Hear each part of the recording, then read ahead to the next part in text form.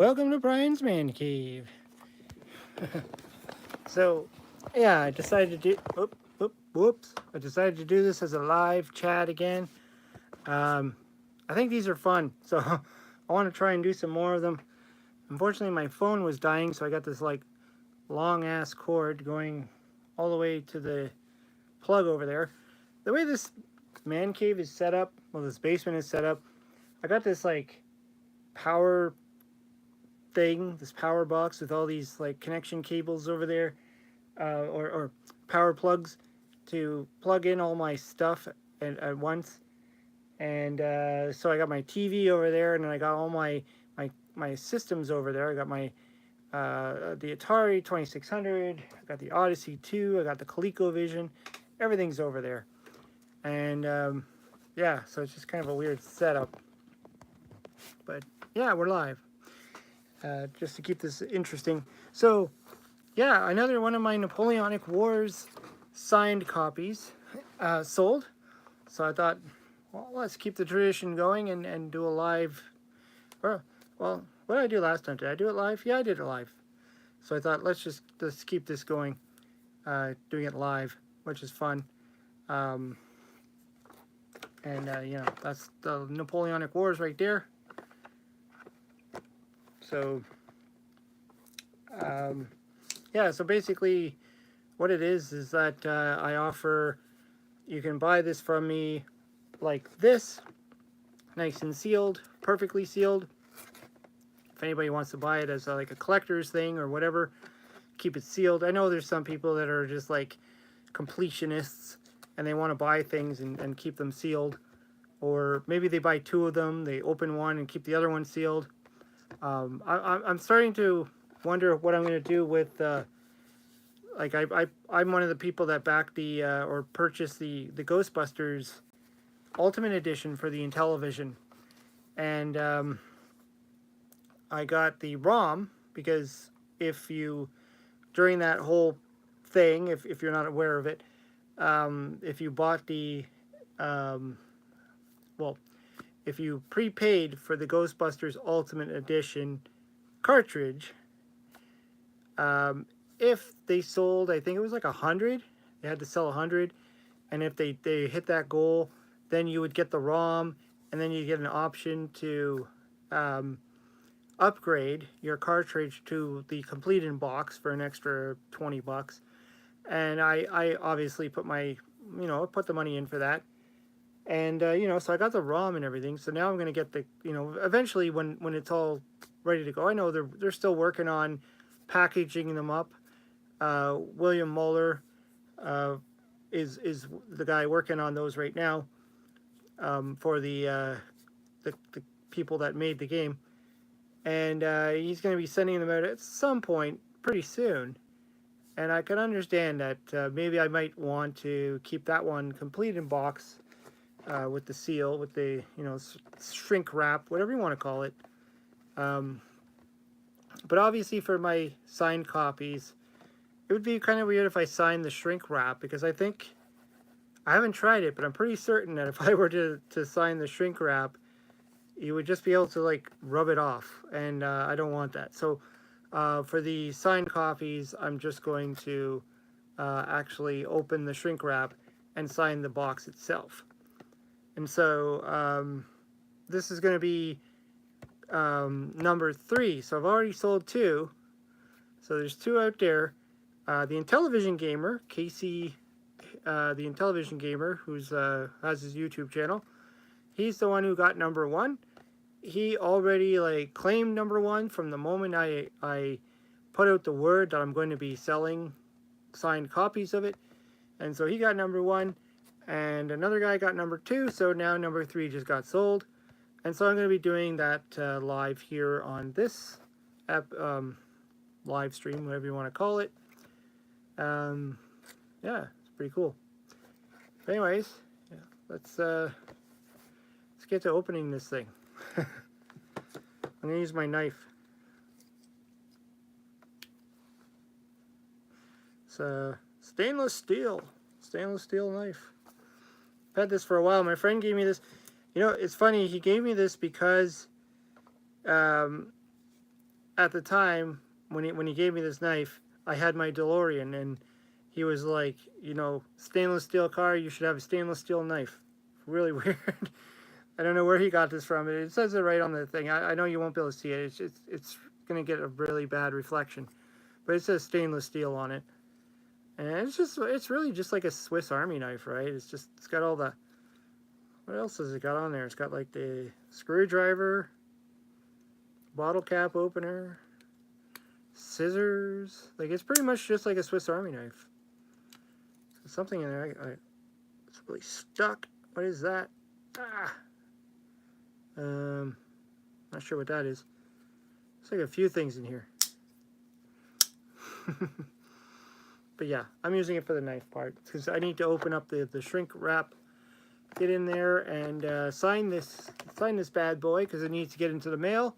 Because, you know, I try to mail these things out as soon as I can. You know, obviously if you purchase it during the week, I might be busy. I have, you know, full-time job and all that stuff and family, so I want to get to these things as quick as I can, just so they can get to the person at a reasonable time. Now, the guy that bought this, he sent me on the video where I was talking about my signed. I think it was on the first one when I did the first signings. He left a comment saying that he purchased it and he's never played Stratego before. So it's going to be a new experience for him because he's just never played the game before, which is, you know, I don't expect everybody to know this board game. I grew up with it. I played it when I was a kid. Getting the wrapper off. I enjoyed it. You know, it's a great. It's unfortunate that due to the nature of, in most cases, video game consoles, games like Stratego really only work as a one-player mode versus the computer because of the fact that you're not really supposed to be able to see your opponent's pieces. So, like when you set up your board, you're not supposed to know what your opponent has. And so if I tried to make this a two-player game, I would have to have it in a sense, somebody would have to cover their eyes or get up and walk away or turn their head every time the opponent needs to show their pieces and do their turn. And it really just doesn't work. It's kind of a shame that way. You know, aside from having things like what is proposed for the Amico, where your controller has a screen on it, sort of like the Nintendo Wii U, where you have a controller with the screen on it. That's the only way you could really pull off a game like this and make it a two-player game, because you can't have your opponent like look at their pieces and strategically pick their move, their move with you know, and then the opponent of the player is able to see where all their pieces are. It's just not going to work. And I thought it, you know, I thought about it at first. I'm like, you know, should I make this like, try and make it a two-player where you tell the opponent, hey, just, you know, cover your eyes. I'm going to do my turn right now. And to me, that's just kind of dumb. It just doesn't work. It's just not that type of two-player style of thing. So when I made this game, I said I'm going to make this one-player version, AI player only, and that's the way it is. And, you know, that's still fine. It's still a fun game. I mean, the computer's not going to be the most smartest player in the world, but at the same time, this type of game is you don't know what is ahead of you. Like, the strategy in this game it's really up to how you build your board, because playing the game, moving your tokens, your pieces forward, you never know what is ahead of you. You'll never know. And that's the whole point of it. You don't know if the next piece you're going to turn over is going to be the flag, if it's going to be a cannon, if it's going to be a marshal. You just don't know. You'll never know. And so the computer player always has to be somewhat cognizant of the fact that it doesn't know what the pieces are. So when I was designing the game, I realized that the computer can't play strategically in that it knows your pieces, because that would just be wrong. It would be unfair. So it's just the type of game it is. But anyways, yeah. So we're gonna get to signing this thing. I do it with the gold one again. I think it looked good with the gold. You know, the first two that I signed look good with the gold, so I think I'll stick with the gold.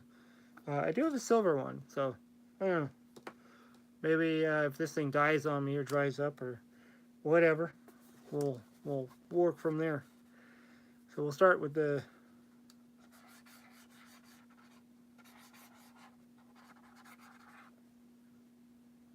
not my best signature, but hey, it's a signature. They're supposed to look kind of sloppy like that. When you get a bill number 3.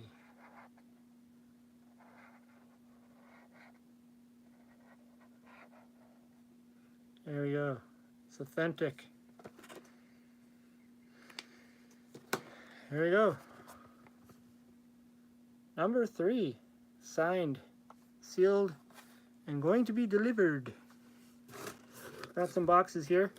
These are all salvages, like salvaged boxes that I've been holding on to for quite some time now. All from like games that I've bought in the past or Amazon orders. I always knew I'd need some boxes for something. And so this is the first time I, you know, I don't know what this was. I even have, well, I think I got like 3 boxes here. This one's kind of a deep one. It's a big box, but, you know, whatever. And I got this one here.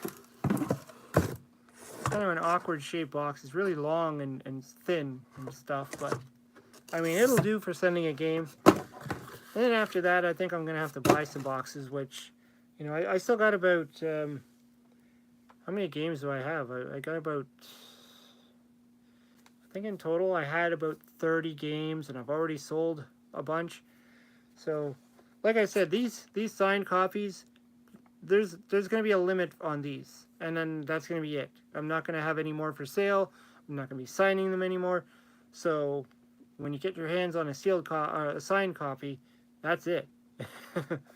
And I'm numbering every one of them. So this is number 3. This one's going to be going out probably tomorrow. Whenever I can get my butt down to the post office. I gotta, you know, seal it all up, get it all nice. I like to use these boxes because I don't want it to get damaged. You know, putting it in bubble wrap, it just risks squishing it, and I don't want this to end up being squished. And I'm hoping, you know, the guy that bought this is going to actually play the game too, because he did make a comment that he's never played it before. He's never played Stratego. So, you know, that's the advantage of buying the signed copy, is that you can actually open it and take the cartridge out and play it. Because I take the seal off, I take the wrapper off, and, you know, it's signed. Anyways, I don't know if there's anybody else on the chat right now. I didn't see any chat going on there, but we're just going to keep a chill stream going on for now. I don't know what we want to talk about here. I was talking about in my previous live chat about the whole thing about homebrews and what kind of constitutes being for homebrew, which should exist. And, you know, games like this one here, Yar's Revenge. You know, I picked this one up. I picked up like a bunch of games. I picked up like Miner 2049er, which I think is a great game. I love this game on all consoles. And I need to play this some more on the Intellivision. I only played it once when I first got it, and I did a video on it, and I was really impressed by it. So I got to try it again. I need to play it again. But Yar's Revenge, you know, it captivated me, but at the same time, I'm still kind of wondering about it, because as great as it is on the Atari 2600, for its day, for a game like this to exist, you know, it's quite impressive, but on the Intellivision, I don't know. And I haven't opened this one up. This is still a sealed box. It's brand new. I haven't opened it. And I've been contemplating on it. Do I want to keep this, or do I want to pass it on to somebody else? Because, like, I've seen some of the gameplay on it. It looks pretty good. But it also looks exactly like the Atari version. And I'm just not sure on this one. It's, you know, should this one have even made cartridge? And that was part of our debate yesterday, if anybody was watching. I was on the Intellivision Gamers channel, and me, Mike's Gaming Gala, and William Muller from Electronite, we were kind of having this whole conversation about what games, like, what should be put onto cartridge, and the type of games and all that stuff. We were kind of having that conversation, and also the cost. And that's the other thing too. Like, Yard's Revenge, I have about, I don't know, maybe 3-4 copies of this on the Atari 2600. Very cheap, very easy game to pick up. And when a game like this ends up on the Intellivision, and it's practically the same game now, mind you, I don't know if this actually has anything extra to it. That I'm still unclear of. Again, I haven't opened this up yet. I picked this one up. I picked up a bunch of games, but I haven't actually given this one a try. And if it's exactly the same as the Atari 2600, I don't know. I'm not sure on that. If this was worth becoming a homebrew on this system. And it's like when like I said before, when I make my own games, I really try to add something to it. A good example is fast food. When I first programmed fast food, I literally just emulated the Atari version. Like, it played exactly like the Atari version. And that was it. Better graphics. That's all I can say, you know. My mouth with teeth look better. Looks like actually a mouth with teeth. The Atari 2600 version is scary looking. It's just these gums going blah, blah, blah. It looks awful. But after testing, and people were testing out the game and they were trying it, they were telling me that, you know, it's okay for 5 minutes, but then after that it kind of gets boring. And I thought, well, yeah, you're right. I need to add something to it. I need to do something. I need to jazz it up. The Intellivision has so much potential, and to just make a game that's pretty much the Atari version is not going to cut it. However, that being said, I don't know where the other game, I got my games all over the place here. I got it here. Maybe I had, oh, no, right here. When I did Boing, I didn't really do anything special to it. It's pretty much the same game. I amped up the graphics. I made it look prettier. But at the same time, when I was designing this game, I did it more for a challenge for myself. As a, can I even, you know, I looked at the gameplay. I was watching somebody's video on YouTube. And I'm like, you know, I wonder if I could do that on the Intellivision. And so I put it together, and it just kind of like, you know, Rev from Intellivision Revolution. He asked me what games I was working on. I said, well, I worked on this Boing game. I even put a video out, I think, a gameplay video. And he's like, oh, okay, I'd like to make that one. I'm like, all right. But, you know, when I was finished this one, I thought, you know, there was nothing added to it, and I think that, you know, it's great. It's a great game. I mean, don't get me wrong. It's not a bad game at all. But I just kind of wish that I would have did a little bit more to it to add extra stuff to it. And, you know, I did the same thing with this one here. You know, Food Fight. I didn't really add too much to it. It's pretty much the, like I drew all the inspiration when I made this game to the Atari 7800 version. And so I pretty much copied the 7800 version as much as I could. I don't, now that I think about it, I don't know if there's much more I could have done for this type of game. I mean, it's just the type of game it is. You're running around, you're throwing food at the chefs, you're trying to eat an ice cream cone. I don't know if there's much I could have done for Food Fight. But yeah, I mean, it's still a fun game. It still works. It's still great. But yeah, with fast food, I did quite a bit of, I added in extra levels. And the other game that I'm doing that with, which is going to be released this year, is Donkey Kong 3. So the original Donkey Kong 3 has 3 levels, and that's it. You play, when the game first starts, you play the first board, then you go to the third board, then you go back to the first board, and then the second board, and then the third board, and then it just keeps repeating. And so I added in 4 extra levels because I'm like, that's kind of boring, and I think more can be done with this game. And so I added in that. I also, so for the first round of all 7 levels, the enemies aren't so hard, and then after that, then they get hard. You get extra enemies. You get they move faster. That kind of thing. It just becomes a much harder, more difficult game.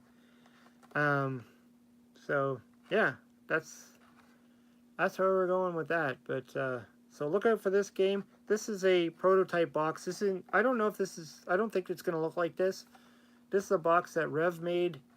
2020 it says on the back here. So he wanted this game released in 2020.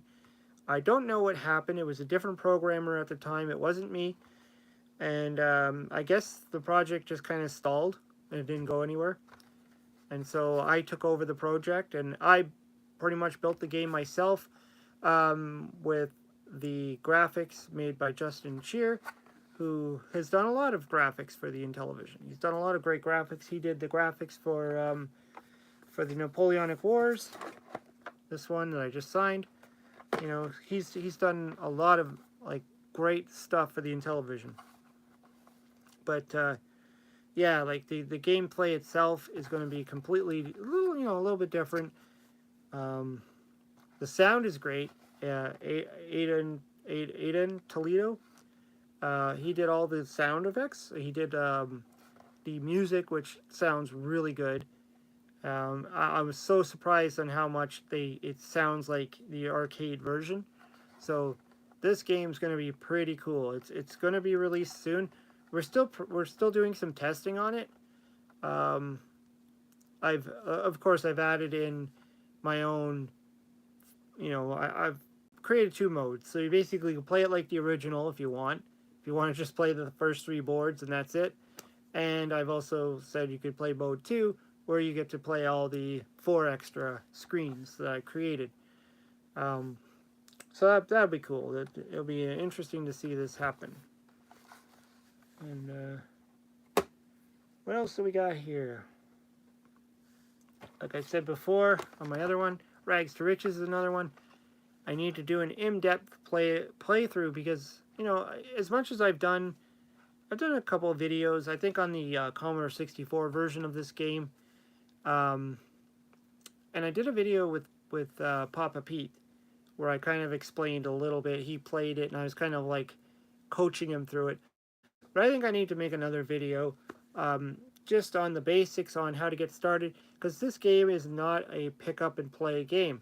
It's not a game where you can just start it up and you know what you're doing right away. It takes time. You got to figure stuff out.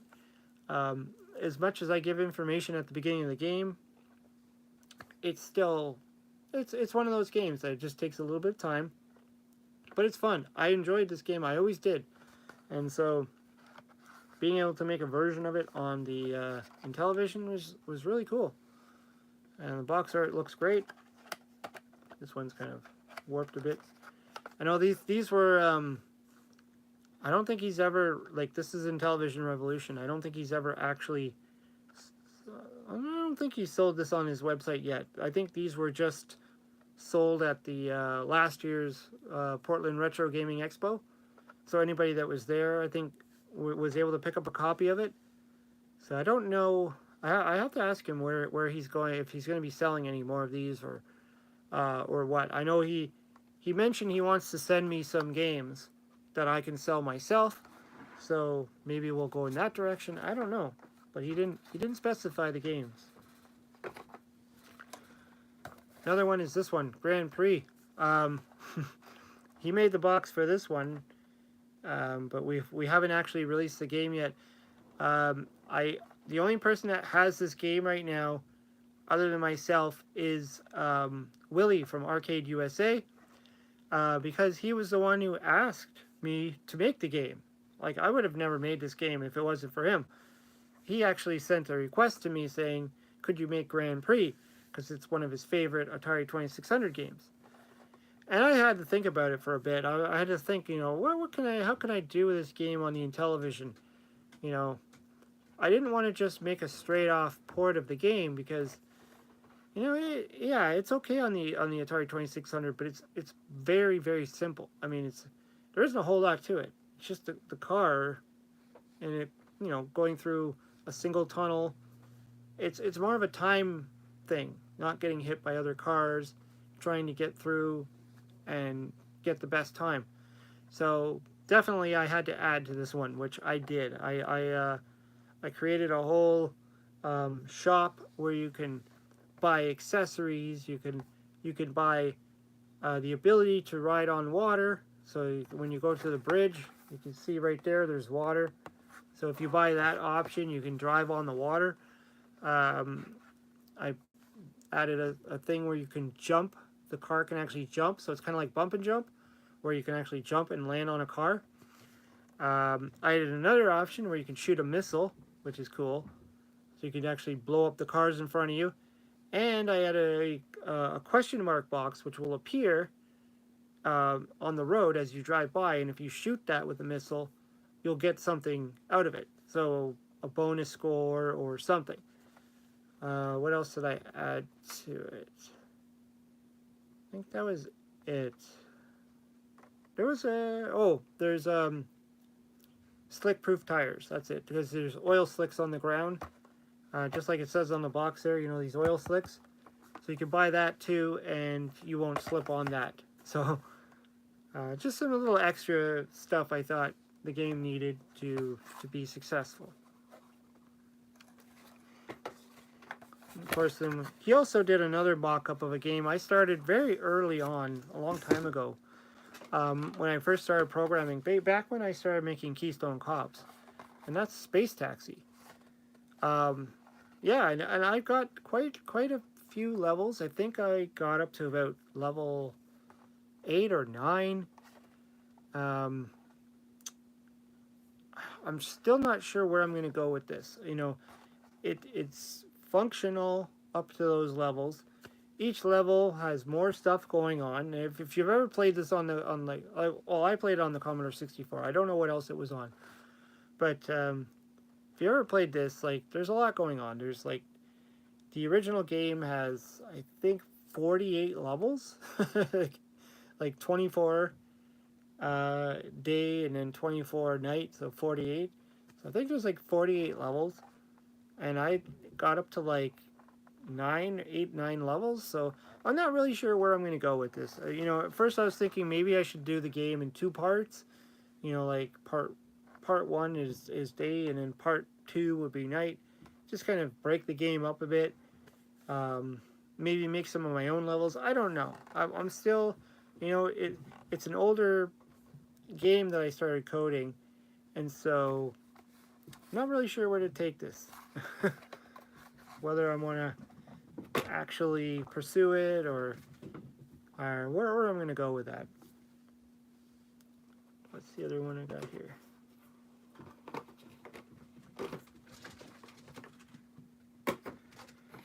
I think that's it for the games that I'm working on right now. I don't know if there's much more. But anyways, yeah. So I thought I would just do this as a small little live chat with the signing of Napoleonic Wars. So we got it again. There it is. Number 3. This bad boy will be going in the mail soon. And hopefully the guy likes the game. You know, he's never played Stratego, which is what the game is based on. So hopefully you'll have some fun. Anyways, yep, that's my little live feed of me signing Napoleonic Wars. Let me know in the comments down below what you think. If you want to be number 4, I will hopefully go back and add the link to the comment section or to the description if you want to buy it. But you can also go on my previous videos. I have a few links there. You can go on my website, briansmancave.com. That will get you to my store site where you can actually pick up a copy. And like I said, I have 2 available. You can buy it as is, shrink wrapped, no signing, or you can buy it like this, opened and signed. And like I said, these are going to be limited because when I run out of product, that's going to be the end of it. I'm not going to be getting this game again. Homebrew Inc. will be selling it from that point on, and there will be no signature option for that, obviously. Anyways, thanks everybody for dropping in, and hopefully we'll catch you next time on the chat. Talk to you later.